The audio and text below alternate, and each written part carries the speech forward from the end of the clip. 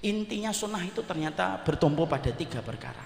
Imam Ibnu Rajab lalu kemudian menyampaikan kepada kita, intisari dari semua hadis yang disampaikan oleh Rasulullah itu ada 3 hadis. Jadi semua hadis yang pernah disampaikan Nabi dan Rasulullah itu pasti ada kaitannya dengan 3 hadis ini. Hadis yang pertama dari Umar bin Khattab radhiyallahu anhu, hadis yang kedua hadis dari Aisyah radhiyallahu anha, hadis yang ketiga dari Nu'man bin Bashir radhiyallahu anhu. Hadis dari Umar bin Khattab itu apa? Innamal a'malu binniyat. Artinya sepertiga dari seluruh keseluruhan hadis Rasulullah dan sunnah Nabi, intinya itu adalah jaga niat. Jagalah perkataan dan perbuatan kita semata-mata niatnya karena Allah.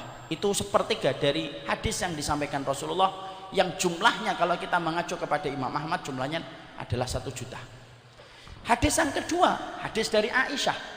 Apa itu kemudian bunyinya? Man ahdasa fi amrina hadza ma laysa minhu fahuwa raddun.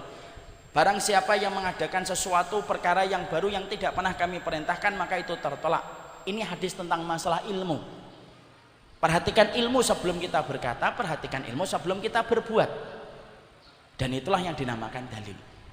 Yang ketiga, hadis yang kemudian menjadi sepertiga yang terakhir itu adalah hadis dari Nu'man bin Bashir, ketika kemudian Rasulullah itu mengatakan innal halala bayyinun wa innal harama bayyinun wa bainahuma umurun mutasyabihat la ya'lamuha katsirun minan nas.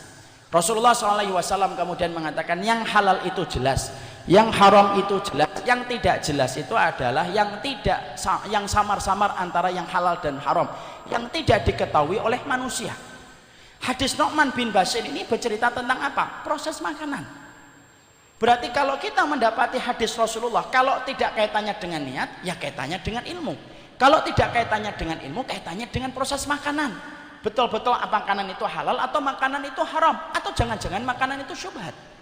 Makanya kalau ada orang mengatakan dan menepuk dirinya, saya ini faham sunnah tapi makanannya masih haram, tidak bisa dikatakan dia faham sunnah.